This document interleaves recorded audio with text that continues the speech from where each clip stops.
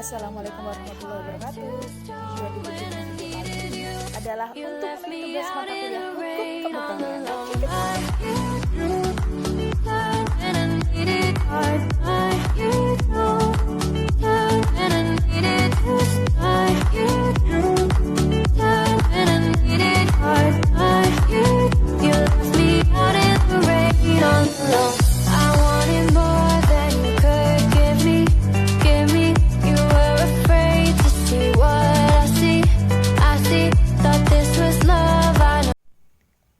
Jadi, di video kali ini, aku akan bagikan sedikit tentang lembaga kepegawaian yang ada di Indonesia.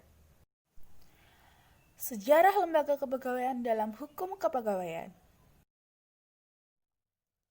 Di Yogyakarta pada tanggal 20 Mei 1948 dibentuklah KUP, Kantor Urusan Pegawai, yang dibentuk berdasarkan PP nomor 11 tahun 1948.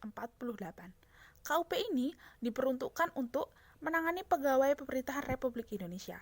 Lalu, berdasarkan keputusan Gubernur Jenderal Hindia Belanda nomor 13 tahun 1938, juga dibentuk DUUP, Jawat Umum Urusan Pegawai, yang diperuntukkan untuk menangani pegawai yang mengabdi pada pemerintahan Hindia Belanda. Berdasarkan PP nomor 32 tahun 1950, KUP dan DUPP dilebur menjadi satu dan diberi nama KUP yang berkedudukan di Jakarta. Pada dasarnya, tugas pokoknya ialah mengurus kedudukan dan gaji pegawai, serta mengatasi supaya peraturan kepegawaian dijalani dengan tepat. Lalu, ada PP nomor 32 tahun 1972. Yang kelembagaan KUP ini diubah menjadi Badan Administrasi Kepegawaian Negara yang disingkat BAKN. Melalui Kepres nomor 95 tahun 1999, BAKN diubah nama menjadi Badan Kepegawaian Negara atau yang sering kita dengar BKN. Kemudian diubah dengan Kepres nomor 166 tahun 2000 dan Kepres nomor 103 tahun 2001 yang mengatur kedudukan, tugas, fungsi, wewenang, susunan organisasi, dan tata kerja lembaga non-departemen. Berdasarkan peraturan mengenai kepegawaian, melahirkan beberapa lembaga yang mengatur kepegawaian, yaitu Menpan, BKN, BKD, dan LAN. Terakhir ialah KASN. Ada beberapa lembaga kepegawaian yang ada di Indonesia. Namun, di sini saya akan membahas sedikit tentang Badan Kepegawaian Daerah atau BKD. Sejarah pembentukan BKD. Sesuai dengan pasal 34 Undang-Undang Nomor 43 Tahun 1999 tentang perubahan atas Undang-Undang Nomor 8 Tahun 1974 tentang pokok-pokok kepegawaian, bahwa untuk kelancaran pelaksanaan manajemen pegawai negeri sipil daerah dibentuklah Badan Kepegawaian Daerah yang merupakan perangkat daerah.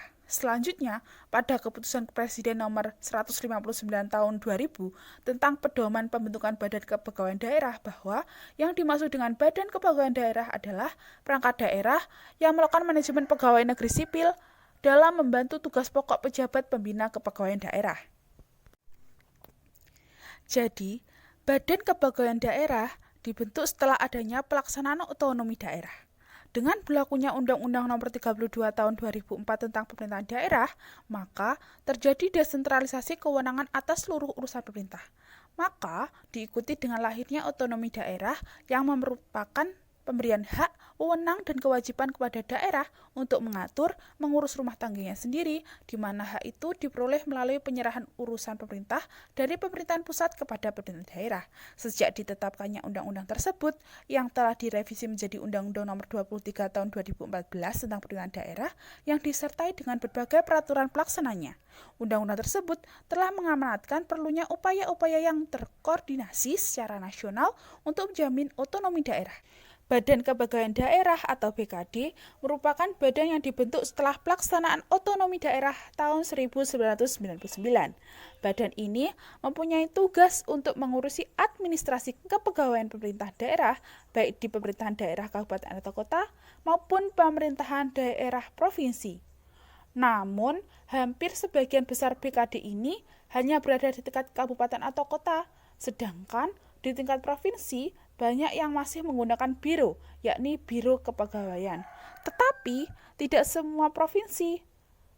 Ada juga provinsi yang sudah mempunyai BKD. Salah satunya adalah Provinsi Jawa Tengah. Badan Kepegawaian Daerah Jawa Tengah.